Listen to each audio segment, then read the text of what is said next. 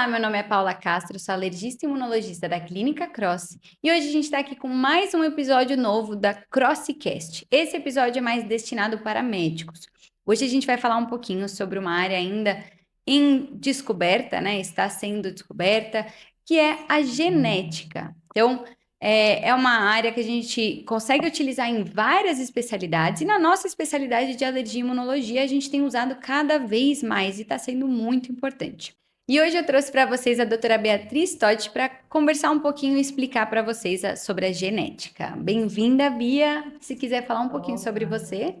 olá, finalmente conseguimos achar um tempo para vir aqui. Isso aí, para um tema super legal. Como a Paula não brinca em serviço, ela me trouxe um baita desafio. Vim aqui falar um pouco sobre genética. Eu sou médica legista imunologista, trabalho aqui na Cross há quase 2 anos. E é uma área que eu venho estudando na pós sobre genética e confesso que não foi um caminho, vamos dizer, medular no início, mas que quando você conhece, você vai cada dia mais ali se apaixonando por esse tema e que está muito relevante no nosso dia a dia. E é desafiador, né? É um tema desafiador. Um Super monte de desafiador. descoberta. E acho que vale até a gente comentar que domingo, agora recente, teve no Fantástico. O Fantástico tá rolando uma matéria sobre inteligência artificial, IA, genética, descoberta de medicamentos, descoberta de novos tratamentos. Então, a gente precisa aprender isso. De fato, é algo que está no nosso dia a dia.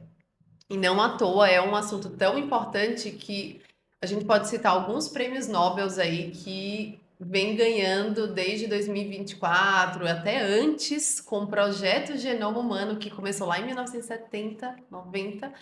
Então, é um assunto que a gente precisa dominar. Isso E não é aí. fácil. Muito bem, Bia. Então vamos lá, vamos começar com para que a gente pode usar a genética na nossa prática clínica. Então, para os médicos, acho que aqui a gente acaba tendo um pouco mais de foco de imunologista, alergista, mas a Uhum. genética ela está presente em várias áreas da medicina. Então, a gente usa a genética no câncer, que a gente precisa saber qual a mutação. A gente usa a genética na imunodeficiência. A gente tem aplicado cada dia mais genética na alergia. Então, para Uhum. saber predisposições genéticas, HLA, em alguns tipos de alergia. Genética na endócrino, então, assim, eu diria que está em todas as áreas para diagnóstico de doenças que a gente costuma ver no nosso dia a dia. E às vezes o diagnóstico influencia o tratamento, né? Então você falou dos cânceres, câncer de mama, por exemplo, o BRCA, que a gente já conhece, às vezes vai levar a algum tratamento para essa paciente para evitar novos cânceres, né? Então, novas recidivas. Com certeza, o projeto Genoma foi um dos projetos mais ambiciosos que a gente teve. Começou há 32 anos atrás, então foi em 2022 que de fato a gente conseguiu sequenciar todo o nosso genoma, 100% Nossa. do nosso genoma, e o desafio que a gente vem percorrendo desde 2022 é como transformar esse material bruto que a gente tem no benefício do paciente. Então, é isso que a Uhum. gente quer. Então, o diagnóstico com a terapia-alvo. Então, hoje muito se estuda qual é a medicação que eu posso atuar aqui. Porque a gente não quer só um diagnóstico, a gente quer tratamentos melhores, cada dia melhores. Então, no câncer, eles estão muito avançados nisso. Então, hoje em dia, a gente faz biópsia do anátomo patológico para saber qual é o tipo de mutação que tem ali, qual é o melhor tratamento indicado baseado no que a gente vê de mutação. É muito importante, né? E também outra atuação da genética, né, seria na hora de orientar os pais, orientar os pacientes quanto à hereditariedade, né? Será que eu vou ter um filho com a mesma mutação? Então, acho que isso é muito importante também, né? Com certeza. Dentro da imuno, a gente tem muita doença que é herança germinativa, então tá dentro dos pais e é transmitido de geração em geração. Aqui no Brasil, a gente não tem uma alta consanguinidade, então a grande maioria vai ser autossômica dominante, a gente vai falar mais para frente, Mas em lugares onde a gente tem uma alta consanguinidade, que tem um parentesco, muitas vezes a mãe e o pai são carreadores e vão transmitindo ali geração em geração. Então, o aconselhamento genético com certeza está dentro da indicação ali de por que pedir É um isso teste aí. genético. Bom, então vamos começar com o básico da genética. Fala pra gente um pouquinho sobre o básico. A gente fala de genética e para isso eu vou precisar que vocês voltem. A gente trouxe alguns slides só para ficar um pouco mais didático, mas a gente vai ter que voltar lá na biologia molecular, na química, na ciência, que a gente com certeza Difícil. pulou, mas eu costumo falar que a gente pode dividir como cromossomo. O humano tem 46 cromossomos, são 23 pares, então herda da mãe, herda do pai.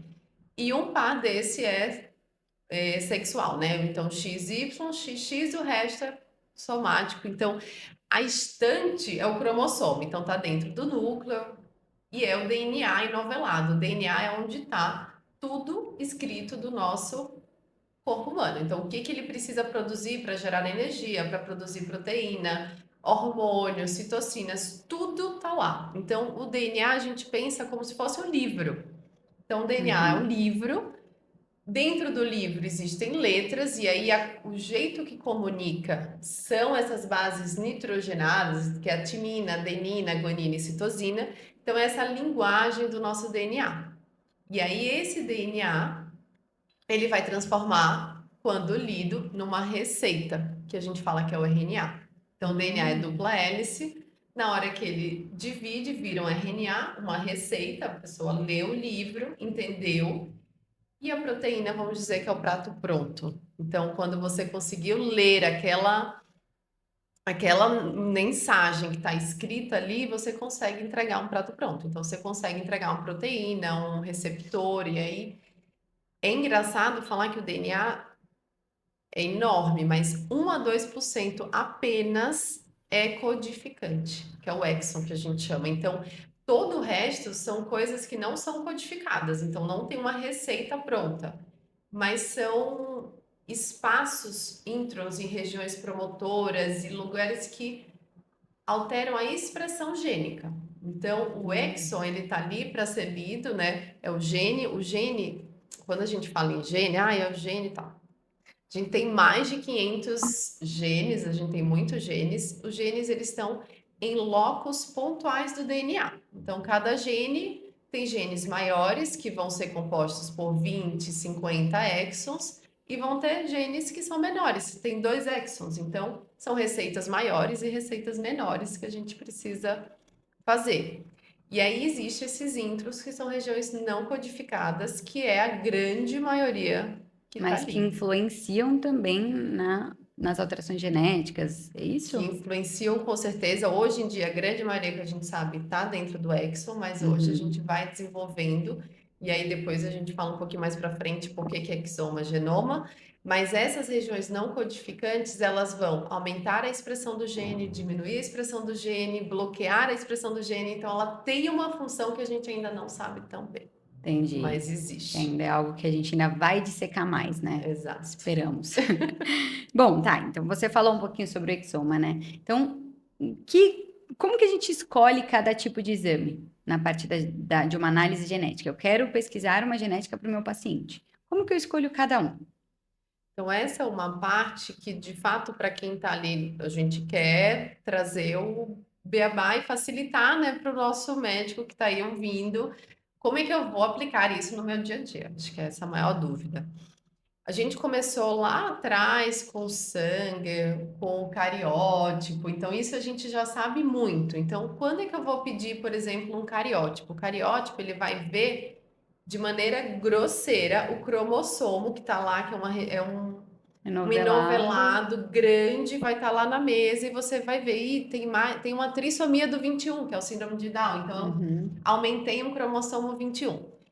Hoje em dia, a gente não, como imunologista, muito raramente a gente vai pedir um cariótipo. Por exemplo, a de George, que é a deleção do 22q, eu posso pedir um cariótipo, que eu sei. Mas a gente tem visto cada dia mais, os pacientes estão ficando fenotipicamente mais complexos, e aí Uhum. você fica na dúvida, é isso? E aí, pedir um exame que restringe, você vai gastar muito dinheiro. Então, pensando nisso, partindo do cariótipo, que eu vou ver deleções e Coisas duplicações maiores. grosseiras, eu fico na dúvida. Eu peço painel, eu peço exoma ou eu peço genoma? Acho que a maior dúvida do dia a dia é isso. O imunologista que está atendendo, ele precisa ter uma ideia de probabilidade pré-teste. Qual é a suspeita do meu paciente? É uma hipogama? Que eu sei que só 20 a 30% vai ter teste positivo? É uma doença autoinflamatória bem clássica, como febre familiar do Mediterrâneo, que é febre, erisipela. Então, eu sei quais são os genes. Então, se o paciente tem um fenótipo muito clássico, por exemplo, é um SCID, T Uhum, negativo, B positivo, NK positivo, e eu tenho um fenótipo muito clássico, a probabilidade pré-teste é de 80 a 90%. Então, eu certo. posso restringir e gastar menos pedindo um painel, por exemplo. Então, quando eu peço um painel genético, normalmente você precisa saber qual laboratório você está pedindo, quantos genes estão envolvidos. Então, qual é a minha suspeição? Eu suspeito que seja no gene ADA. Meu painel cobre esse gene? E aqui é um painel para imunodeficiência, né? Porque acho que Isso. existem vários É. painéis de Você mutações. pode pedir painel para mutação de câncer de mama, painel para mutação para endocrinopatias. Mas falando do painel para imunodeficiência, você precisa ver qual é a minha suspeita e qual é o meu gene. Quais são os benefícios do painel? O painel, quando a gente fala em testes genéticos, eu tenho uma leitura desse gene 100 vezes, 30 vezes, 1000 vezes. O painel, ele vai a fundo naquele gene, porque você tem menos quantidade, então o analista consegue ler aquilo muito mais vezes. Hum, Então, se eu tenho uma suspeita muito forte que é esse gene, eu sei que esse gene é coberto no painel muito bem, eu posso pedir o painel, porque ele vai ver pequenas inserções, pequenas deleções, ele consegue ver mais detalhes daquele gene. Se eu tenho um fenótipo complexo que eu não sei, é um hipogama, mas é imunodesregulatório, o que que é? Tem grande chance de vir hum, negativo, eu preciso partir para o exoma ou genoma. Então, o exoma ele vai ler os exons. aham. Então, ele não vai pegar mutações intrônicas. Mas Então, é a grande maioria, né? Está nos exons, a grande maioria. a grande maioria vai Mas estar pode nos ser que não exons. esteja. Tá. Mas pode ser que não esteja. Então, hoje em dia, e aí qual é o benefício de pedir um exoma? Quando a gente não vai pedir um exoma, né? O painel, ele é um pouco mais barato, mas ele não permite reanálise. E a gente Hum, sabe que hoje em dia, o que é uma verdade hoje, daqui a um ano não vai ser. Daqui a podem dois descobrir outras anos, coisas, né? Novos genes, então, pode descobrir novas novos genes, novas mutações. mutações. Então, hoje em dia, com a queda do valor, um exoma, só para vocês terem uma ideia, comercialmente ele varia entre 2.500 até 4.000, muito raro encontrar 4.000. Então, às vezes, vale conversar com o paciente, é melhor a gente pagar um pouquinho mais caro, mas que vai me dar a chance de reanalisar daqui a 4 anos, 3 anos. O painel você não consegue reanalisar. Então, é Entendi. um dinheiro que você pagou ali e você não consegue mais reanalisar. Quando é que a gente parte para o genoma? Então, existem alguns genes, isso eu não tenho decorado, a gente não tem decorado, mas existem alguns genes que eles não são muito bem cobertos no exoma. Então, se existe uma suspeita forte desse gene no meu paciente, eu preciso partir para o genoma. Porque o genoma ele vai ver os introns, o splice, que é a região entre intron e exon, a cobertura dele é maior, ele consegue ver algumas coisas que o exoma não consegue. Mas no nosso dia a dia, o exame que deve estar mais indicado hoje é um exoma. Então, Bia, basicamente, você precisa primeiro saber o que você está suspeitando para escolher o tipo de exame. Então, essa é a sua probabilidade pré-teste. Exato. Importante. Tá, Isso é muito importante para você decidir. tá, legal. E como que é feita a leitura, então, do DNA? Como é feita a leitura? Então, a gente tem o DNA, que é dupla hélice, então eu comentei, esse DNA ele vai ser dividido e vai virar um RNA mensageiro, quem vai encaminhar essa mensagem. Com o RNA mensageiro, a gente lê em códons e esses códons são lidos em trincas de nucleotídeos. Nucleotídeo é a linguagem do DNA, do RNA, como é transmitida essa mensagem para traduzir numa proteína. Então, essa leitura em trinca, isso é muito importante quando a gente for discutir as variantes. Porque em três, então o que é múltiplo de três, o que não é, isso interfere para você saber quão dramático vai ser essa mudança na proteína. Então, toda vez que esse RNA mensageiro, o maduro, for lido, ele vai traduzir numa proteína. E essa proteína, ela é uma combinação dos aminoácidos. Então, cada trinca corresponde a um aminoácido. E aí, esse aminoácido, essa proteína tem uma função, e aí a gente quando eu falo que quando a gente pega um resultado do teste genético, é muito mais do que ler o que tá. Você precisa saber o que o gene faz, qual é a atuação, ela tá dentro, tem função dentro da célula, fora da célula, ela é expressa em células mieloides, ela é expressa em células imunes, então isso faz muita diferença para entender.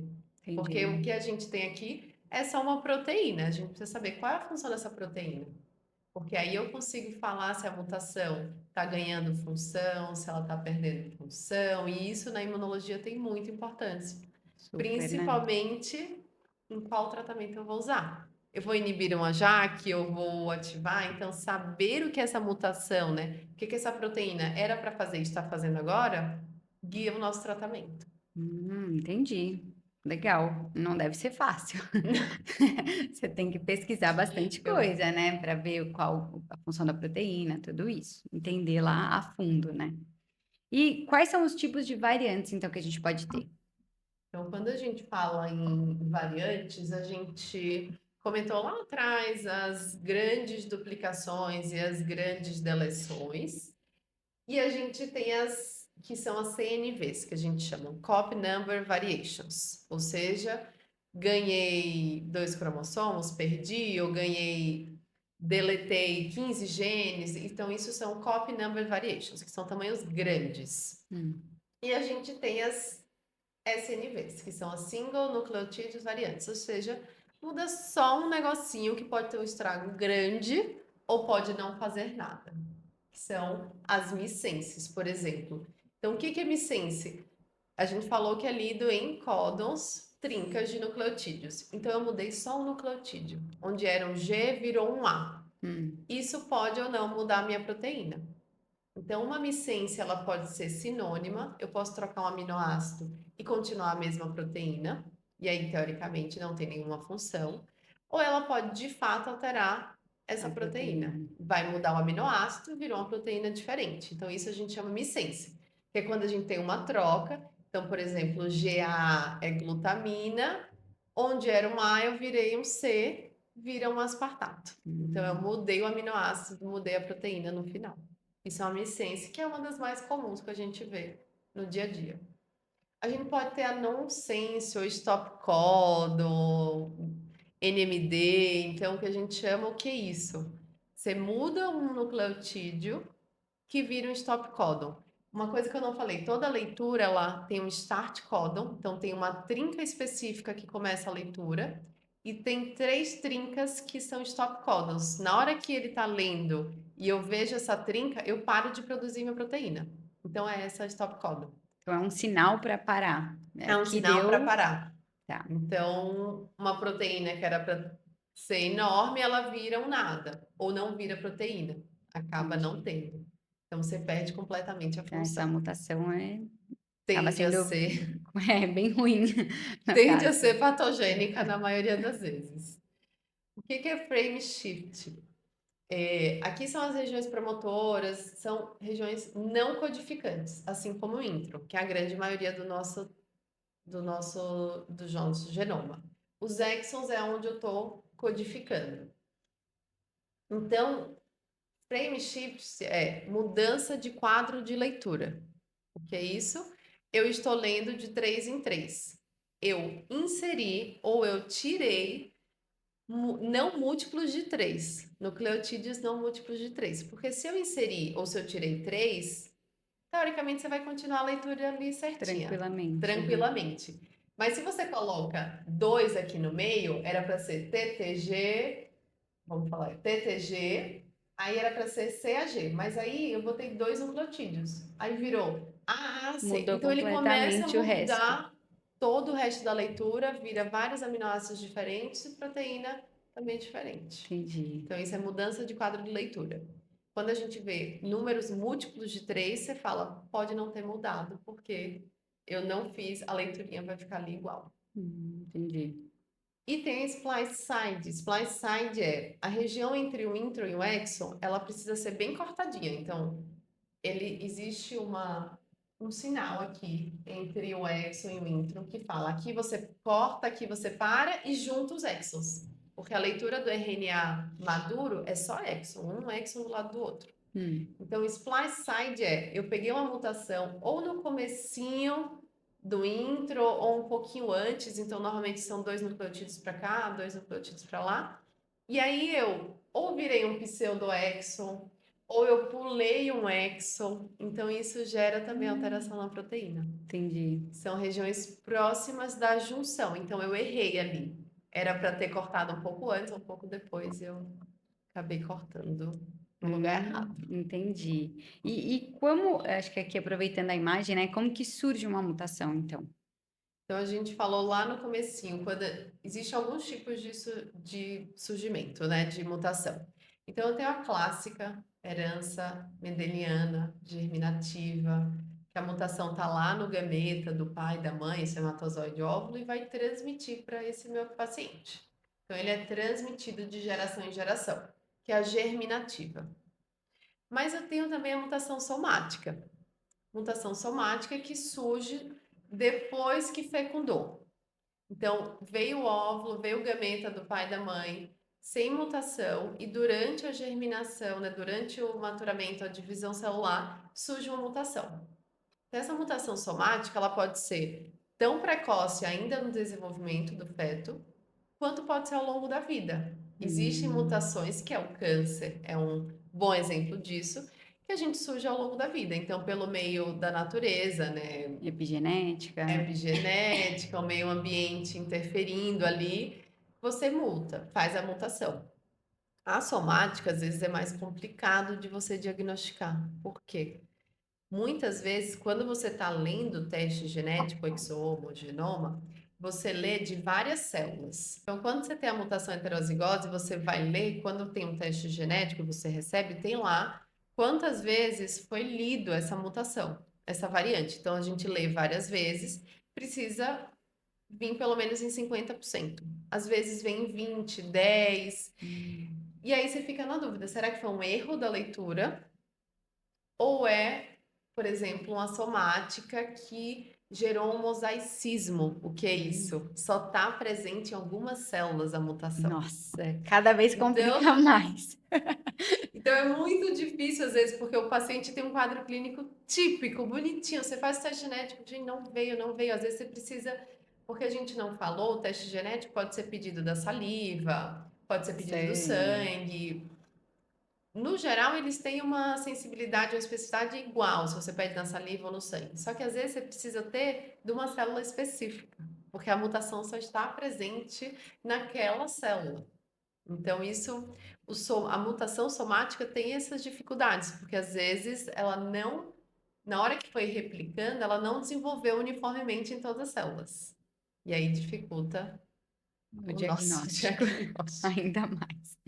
A genética já não é simples. Já não é simples, e aí cada hora eu venho aqui trazendo um negócio a mais, Um pontinho a que vai todo mais. mundo sair com mais dúvida do Não, sua aula que. tá muito esclarecedora, tá ótima. E eu queria só frisar aqui para o pessoal que está ouvindo no podcast que a gente está mostrando aqui na tela também. Então, se depois vocês quiserem assistir o vídeo, acho que fica legal para vocês acompanharem também. Bom, legal. Então, a gente viu o tipo da herança. Agora fala pra gente, então, um passo a passo para a leitura de uma análise genética. Não é fácil, eu sei, mas vamos pelo menos mostrar um pouquinho, assim. Vamos lá, a gente vai trazer. Eu trouxe um caso, no caso desse paciente, então quem quiser ver pelo vídeo, ele é um genoma. Tá? É um paciente de imunodeficiência que ele tinha sinusite, pneumonia, tinha uma deficiência de IgA, tinha aumento de IgM. e tinha algumas anormalidades no linfócito T.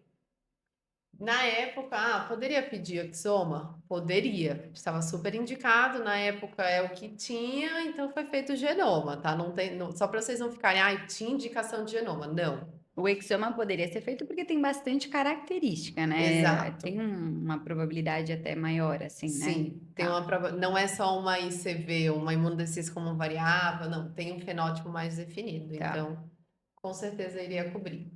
Então, algumas coisas que eu fui falando aí ao longo da aula, o geneticista, a pessoa que vai laudar o teste, ele faz a maioria disso. Vocês não vão precisar se preocupar com essa parte. Então, o que eu digo, a gente médico que está na bancada e que vai pedir o teste, coloque o máximo de fenótipo que você tiver. Não coloque solicito exoma para imunodeficiência. Isso não ajuda em nada. Imagine que a pessoa que está lendo ali vai pegar mais de 500 genes e olhar um por um. Então, não tem como. Muitas vezes sai um laudo negativo porque você não foi claro no seu pedido. Então, saber pedir, a gente tem um site, agora eu não me recordo o nome, mas depois eu posso deixar, que são os HPOs. Então, o que é a palavra-chave para o geneticista procurar aquele gene específico? Então, Ah, que legal. como a Facilita gente para eles. porque hipogama, autoimunidade, então são palavras-chave que tem que contar no eu não sei quais são, nananã. Coloque tudo que você tiver. Coloque o número de CD4, coloque a imunofenotipagem, coloque as imunoglobulinas, coloque tudo que você tiver do paciente, porque isso ajuda muito quem vai laudar o teste. E isso Entendi. faz diferença no resultado. Então, com isso que a gente mandou, poderia até ser mais um pouco, tá? Mas foi encontrado, e aí ele vai laudar aqui embaixo qual foi o gene. Então, como é que a gente lê? A primeira coisa é ver qual é o gene.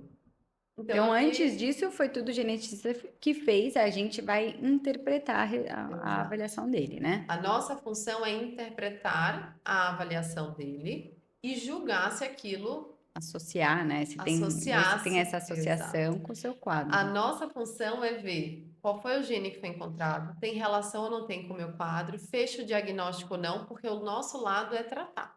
Uhum. Então, o nosso lado não vai ser muito bancada, tá ali. Se você quiser, você pode até às vezes adicionar, pedir, coloque as variantes de significado incerto que tem relação com o quadro clínico. Porque se você é um médico, aí vem muito, como eles liberam esse laudo para, eles não sabem quem é o médico que vai analisar, eles vão colocar de fato só o que é patogênico. Mas Hum, quando foi feito o genoma humano, quem é a referência dos nossos pacientes? Europeus.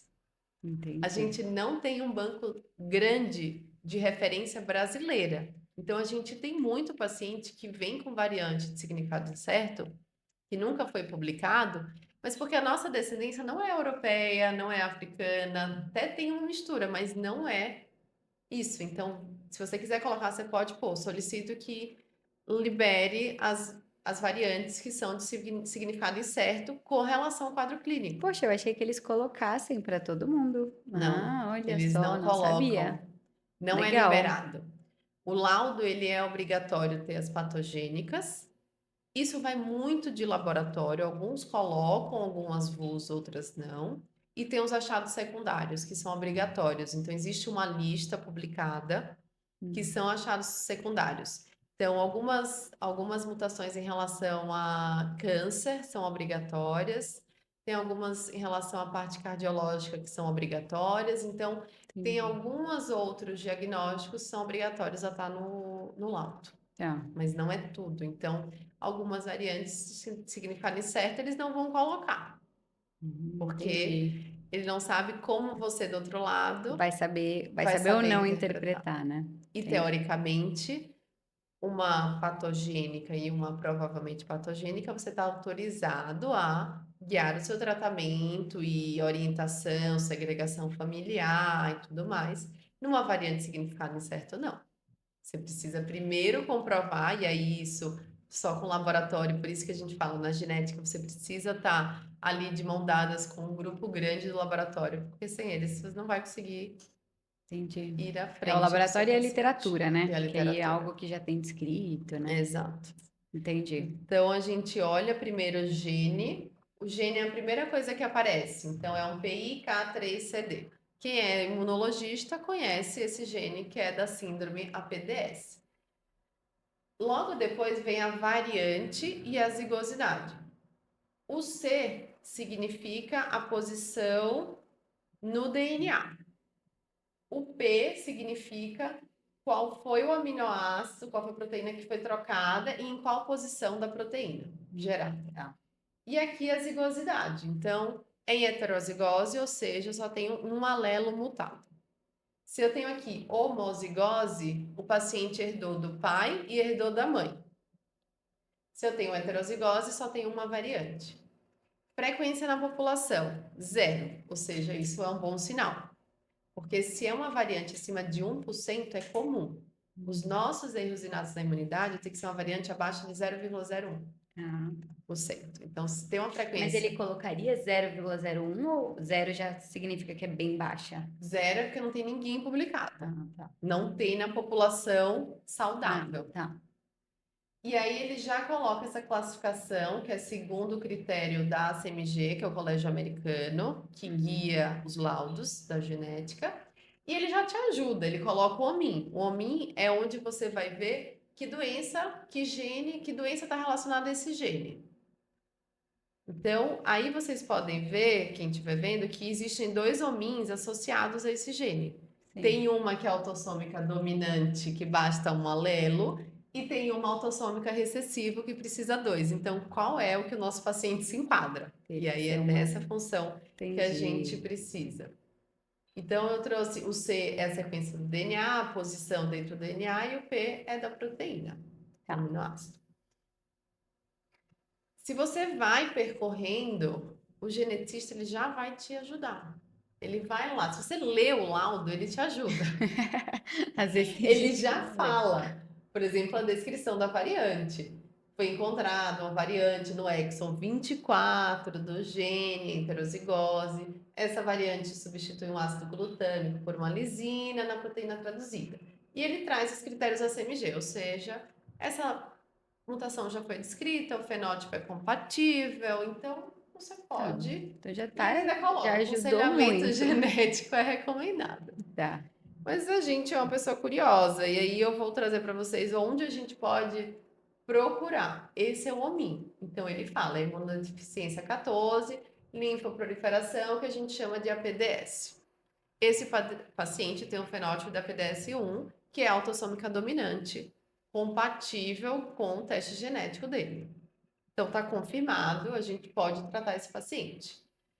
Aí eu quero ter certeza que essa variante não foi descrita ainda. O Genomed é um site que você pode entrar, não precisa cadastrar nada.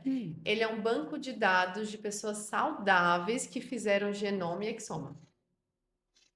Fora Brasil. Europa, tá. Ásia, Estados Unidos, é um banco de dados gigantesco que eu tenho.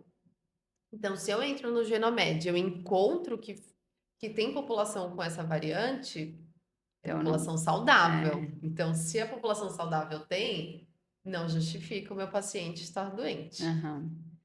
Então, no caso, você não acha, você coloca a mutação e você não Isso. acharia. Como você descreve? Coloca o gene e aí você vai rolando. Isso aqui você vai descendo, descendo, descendo até achar a proteína. Tá. P.glu1021 lisina. Essa é a minha variante que está descrita, Que foi lá no que foi achada no genoma.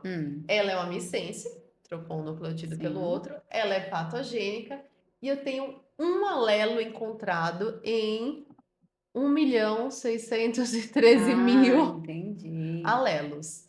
Ou seja, pode ter sido até do próprio paciente. Tá aí Entendi. descrito. Tá. Então, Então ele também já fala que é patogênica, já fala ele já te dá a basicamente. pista. Tá, Por legal. exemplo, tem outra variante mais em cima que tem lá em cima 80 alelos encontrados. É uma frequência alta, provavelmente não é patogênica, é uma variante da normalidade. Tá, entendi. Legal. Então, Genomed. Genomed é uma plataforma boa para se ter. E tem o Franklin. E tem existe só um banco de dados dos pacientes brasileiros que foi feito na USP, que é pelo Abraon. são 1.700 idosos saudáveis. Então, é um banco de dados que dá para a gente tentar usar, mas são idosos, então a gente já pode ter alguma variação somática, né? E são 1.700 só, comparado com os outros que são milhões de pacientes. E aí, outra plataforma muito boa para a gente analisar e entrar é o Franklin. No Franklin, a gente vai colocar o gene, você pode colocar o P, que é da proteína, ou o C. Não adianta colocar os dois que não vai achar. Então, é um ou outro. Sempre tem que escolher o genoma de referência. E isso está lá no laudo. Ele vai vir se é HG38 ou HG19. 19 é o antigo. Normalmente os mais novos vão vir todos com HG38. Então isso é pelo laudo, tá? Isso é pelo laudo. Você vê. Se você quiser colocar a variante, você pode escrever. Se quiser colocar o fenótipo também, mas não é necessário. Não precisa pagar, é gratuito. Logo quando você pesquisa, ele vai mostrar o Variant Assessment, ou seja, onde a nossa variante está, essa bolinha vermelha que aparece é uma região que a gente fala hotspot, ou seja, tem um monte de variante descrita patogênica, então não tenho dúvida que ela é patogênica. Uma bolinha vermelha grande é que tem vários que já foram descritos, então eu tenho 5 outros descritos, mais o nosso que a gente pesquisou. Então, é uma região que tem importância naquele gene. Outras coisas interessantes que você pode ver. Então, o Franklin, pelo próprio Franklin, ele fala que é likely pato. Mas já foi no ClinVar, que é onde a gente olha, descrita como patogênica. Então, alguém já publicou com ensaios funcionais, tudo muito bonitinho, que é patogênica a mutação. Então, a gente pode confiar. Então, para falar que é patogênica, você precisa fazer uma análise depois funcional. Funcional. Tá. Para a gente falar que é patogênico, eu preciso ter comprovadamente que está causando a doença. Tá. Então, você não precisa fazer isso no seu paciente, mas alguém precisa, no meio acadêmico, já ter feito exame funcional, descrito, feito sangue dessa variante, porque a gente fala que tem avaliação in vitro, ou seja, ali no laboratório, simulando a variante, fazendo teste funcional, em vivo, que é o fenótipo, e em sílico, que é no computador. Que são as novas que a gente usa IA para poder fazer como se fosse você fazer a proteína 3D, ver onde se aquilo é importante ou não. Então a gente junta o in vivo, in vitro e in sílico. Nossa, que legal. São essas que inclusive o Franklin traz, que é o alfa-missense, o splice. Isso é tudo IA. Isso é tudo IA. Olha, mais uma função da IA aí surgindo.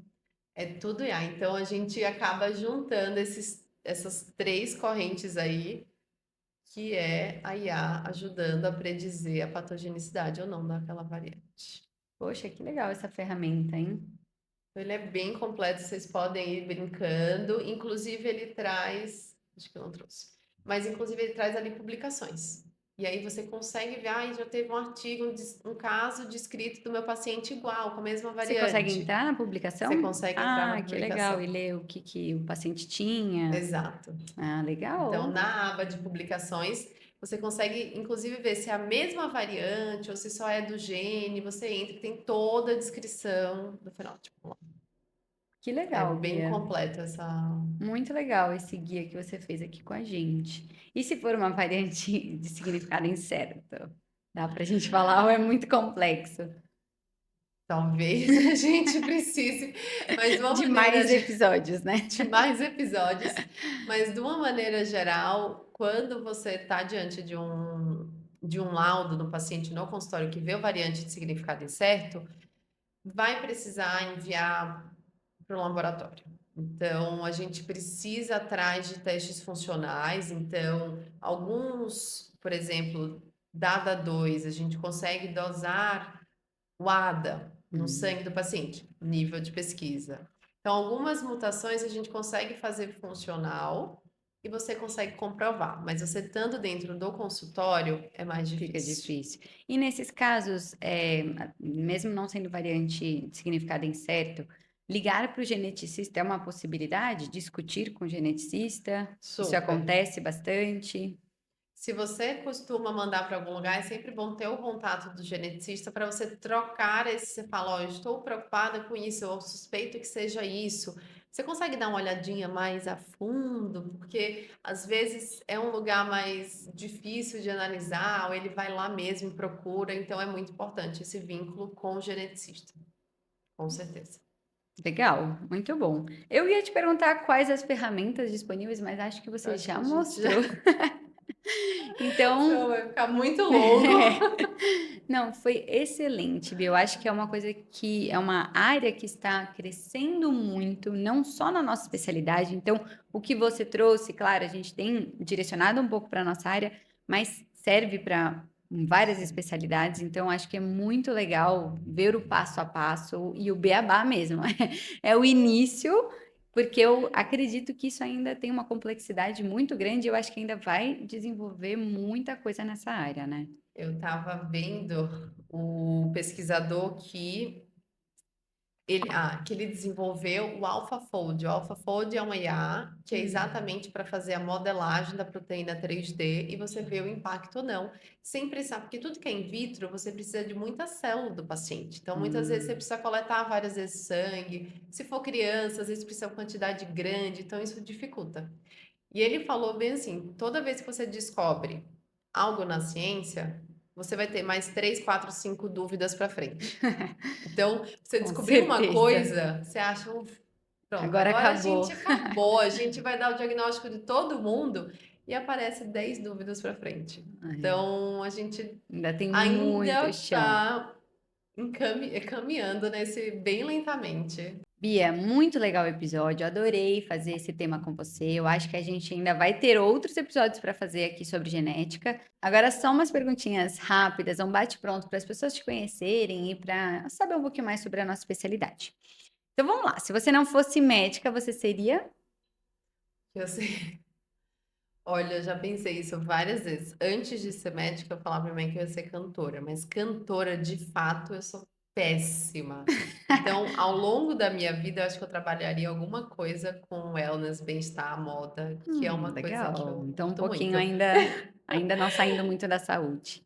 Ó, o Dr. Sim. Clóvis falou a mesma coisa no outro episódio, que ia ser cantor. Que ia ser cantor Então, vocês dois vão fazer um do par. banheiro, a gente vai fazer um dueto. E um mito na alergia e imuno que você gostaria que acabasse? Ah, e um mito, eu acho que a gente tem dois lados da moeda na alergia. O exagero em diagnóstico de alergia e um subdiagnóstico. Então, eu queria que as pessoas acreditassem, porque a gente vê várias vezes em restaurante, não, você não tem alergia, e dá lá o prato que você tem alergia. Uhum, Então, que as pessoas de fato acreditassem que isso existe, é verdadeiro, que uhum. não subestimassem, mas também a gente vem com muito diagnóstico de alergia que não tem nem pé nem cabeça, né? É, Então, acho que a gente tinha que achar um equilíbrio aí na balança. boa. E uma prática que você gostaria que acabasse na alergia imuno? Na alergimono, acho que é uma prática que eu queria que acabasse no geral, a gente acaba tendo de ter um lado humano, de ter muito vínculo com o paciente, às vezes a gente tem paciente muito grave e fica próximo esse contato por telefone. Então eu queria que acabasse essa obrigação do paciente achar que o WhatsApp é lugar de consulta. Isso me irrita Isso é profundamente, porque a importante. gente tem muito. É uma coisa muito séria para você resolver no WhatsApp, numa mensagem. É, Então, sem contar isso que não pode, né? que não pode, Existem eticamente. leis e éticas que não realmente não Existem pode. leis de fato e a gente vai dando o jeitinho brasileiro, mas isso eu queria que de fato acabasse. Muito bom. E uma atividade que você realiza e recomenda? Acho que todo mundo deve falar atividade física, Sim. leitura, né? Mas uma coisa que eu não tiro da minha rotina é eu acordo um pouco mais cedo, porque eu preciso ter o meu café com calma, tomar café e sentir que eu fiz alguma coisa antes de sair de casa. Olha, Então é uma legal. rotina que eu não pulo de jeito Ah, eu também nenhum. acho o café da manhã super importante. Eu não pulo, não consigo. E uma recomendação de série ou filme pra gente acabar o episódio?